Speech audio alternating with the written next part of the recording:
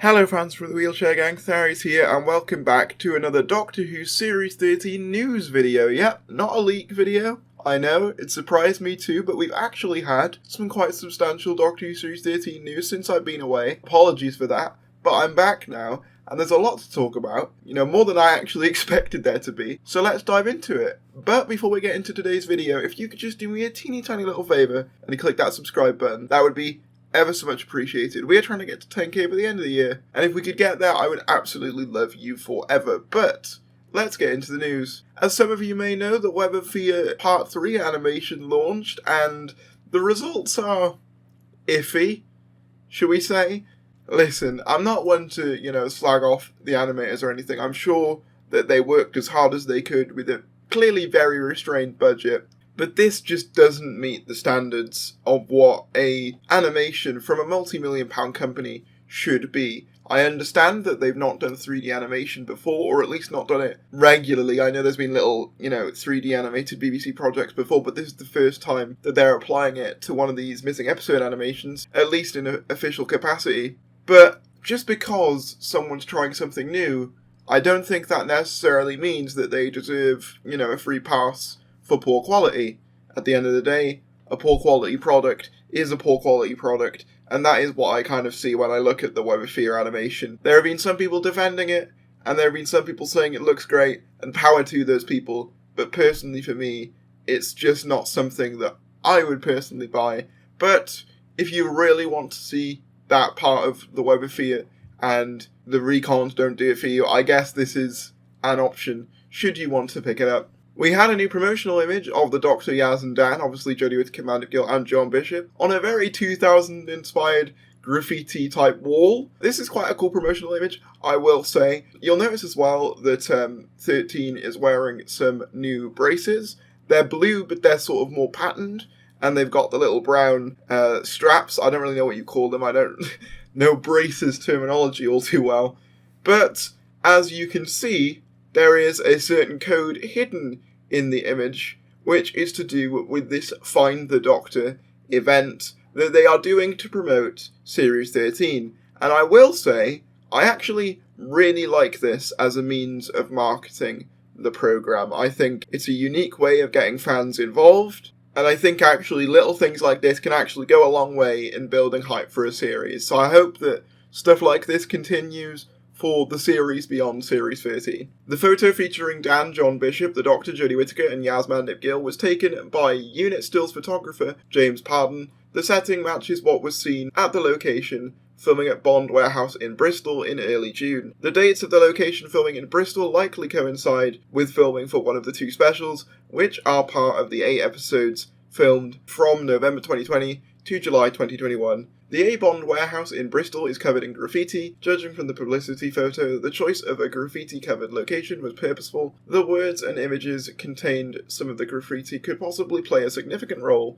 in the episode. Scenic artists were hired for Series 13 filming. The head painter for Doctor Who Series 13 is Steve Simpson. There's been some recent promotions for the Funko Pop Blitz game featuring new Doctor Who characters, including the 4th, 9th, 10th in the 9th outfit, and Rose. Very cool stuff there. A lot of stuff based on Series 1 and 2, which is cool, as well as obviously the 4th Doctor. You can now officially pre-order the 9th Doctor Adventures The Lost Warriors, which is the one where he faces the Cybermen. And the main reason I wanted to highlight this is just to say that the more I see of this Cyberman design, the more I'm just of the opinion that it's the best New Who Cyberman design. I'm counting it as a New Who Cyberman design because, obviously, they go up against the 9th Doctor, so it makes sense to include them as part of the New Who range. But what I like about them is that they kind of combine all my favourite elements of both classic and modern Cybermen. It has the very sleek, almost kind of silky design of like the Talos ones, but it also has a more modern looking chest unit, more wires to make them look like they're more on life support, proper hands, and I honestly think it's just the perfect modern Cyberman design, and I honestly wouldn't mind if this just made it the full transition into the current show. We've had a lot of stuff regarding the Find the Doctor mystery, including this Morse code which tells people to go to the Liverpool Gallery, and if you go to the Liverpool Gallery, you can see that in fact there was a picture of the TARDIS, like a portrait that's got the TARDIS in it, of a certain time period with a certain rocket. There's also been a TARDIS added to the Google Maps location for Park Hill Flats, which, if you don't know, is where Yaz resides within the series.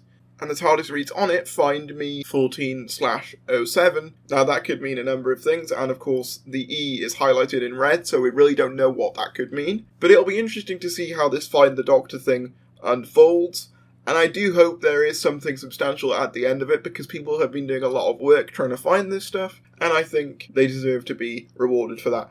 I'm going to be honest, I'm just sort of looking at the updates as people have found them, and I'll probably just be like, oh cool, when it does eventually unfold. And as we can see here, someone else went to a science museum and found 13 Sonic on display, listed as an unknown object, and you can see the little Find the Doctor hashtag by there. 2 new promotional images were released of John Bishop's Dan and Jodie Whittaker as the 13th Doctor, as a part of the latest edition of Doctor Who magazine. As you can see here, the one of Dan seems to be him looking around some sort of corner in some sort of dingy, I'm going to assume alien location, trying not to be spotted, I would assume, and 13's is more of a just standard promotional image on a plain coloured background, but I do quite like it, and it's a new one to use for a thumbnail, so there we go. On the topic of Doctor Who magazine, Doctor Who showrunner Chris Chibnall hints on remaining special will wrap in 2021. So for those of you who don't know, in the recent issue of Doctor Who magazine, Chris Chibnall did an interview, which is kind of rare for Chris Chibnall, and he gave away some interesting details in regards to Series 13 and the future of Doctor Who going forward. Stating his intentions in a column for Doctor Who magazine, Doctor Who showrunner Chris Chibnall will be free and clear of Doctor Who in 2022. On a personal level, for me, 2022 is the year my 2 sons take their GCSEs and A-levels. I promised them and my wife I'd be clear of the show by then. That, to me, indicates that he was planning on doing more than 3, but perhaps COVID did get in the way of that, because we obviously know that Series 13's been reduced, and these specials have kind of been added on. But I always got the sense that Chibnall wanted to do more than what he is doing, but either a combination of COVID and something else, or just COVID, has prevented that. I think there is more to it than just COVID. COVID is just the sort of convenient explanation. But we'll never truly know that unless, it comes out in a collection box set in, 50 years' time. While there are 3 Doctor Who specials to air in 2022 for which Chibnall will likely participate in publicly, his comments suggest that the production side of his involvement will cease in 2021. The 8 episodes of Doctor Who mentioned on the November 11th press release have wrapped principal photography, and I didn't even remember to mention this, and this came out actually on the 25th of July, so I don't know where I was for this. But yeah, it says, and that's the wrap, get ready, Doctor Who returns in Series 13 later this year. So now that we know that in fact Doctor Who Series 13 has ceased filming, I think an October release date is pretty likely. They tend to wrap filming 1 to 2 months before the release date, so that makes sense. I think October, probably later October, would be my guess, and it would kind of align with Series 11, which was Chibnall's first series, and given that this is his last, it kind of makes sense for him to go out where he started, kind of thing. The BBC has commissioned an additional Doctor Who episode to commemorate their 100th anniversary as a broadcaster, as Chris Chibnall explained in his magazine column. We could have finished our time here, 8 episodes filmed under strict, efficient COVID protocols. Then earlier this year, BBC Director of Content Charlotte Moore asked if we'd consider finishing Jodie's era with an additional special for the BBC's planned centenary celebrations in autumn of 2022. So numbers were crunched, conversations were had, deep breaths were taken, more testing kits were ordered, and contracts were extended. Onwards to the centenary special. If Chibnall plans to be free and clear by 2022, the Doctor Who BBC centenary special should commence filming sometime this summer, end of early autumn. Chris Chibnall also stated in Doctor Who magazine that the choice of the next showrunner and actor to portray the Doctor is not his decision. The big change that happened during our tenure has been Doctor Who being produced through BBC Studios, rather than BBC's own in-house drama department. It's a difference which won't really affect how you view the show, but it affects the process by which the programme is made, managed, and planned strategically. The appointment of a new showrunner is a commercially sensitive decision way above the pay grade of an incumbent showrunner, so it'll be a joint decision between BBC Studios and the top decision makers at the BBC. Now, this is interesting because it once again confirms that Chibnall has basically no say in who his successor was, which is kind of irregular. As I said, RTD is a different kettle of fish because the show was revived with him and therefore the BBC wanted him for this job. But RTD going to Moffat, I think RTD suggested Moffat. And then with Moffat to Chibnall, I believe Moffat offered the job to Chibnall and got him drunk one night. I think that was the thing that he said in an interview once. So it's very irregular, actually, for a showrunner to have no say in who their successor is. So it'll be interesting to see who they choose, because I have a feeling we could have someone completely new. And I honestly kind of think that that's what the show needs. Sega Nakanola hinted on Twitter that a familiar face is going to be back in everyone's lives later this year. Now that could just be in reference to the Doctor, but naturally, Doctor Who fans being Doctor Who fans, people started speculating about who this could be about. Personally, I'm not going to try and get my hopes up for this, because I remember the Vinda situation at Comic-Con and everyone talking about it possibly being an old Doctor and stuff, and it just turned out to be a guy from Game of Thrones. Obviously, great day for Game of Thrones fans, but for everyone else, it was a bit like, oh. But it'll be interesting to see who he's referring to. It could just be referring to the fact that Sega Nakanola has been confirmed to be the composer for Series 13, which we all sort of suspected, but it has now been confirmed. So perhaps that's what he refers to when he refers to a familiar face, he's referring to himself.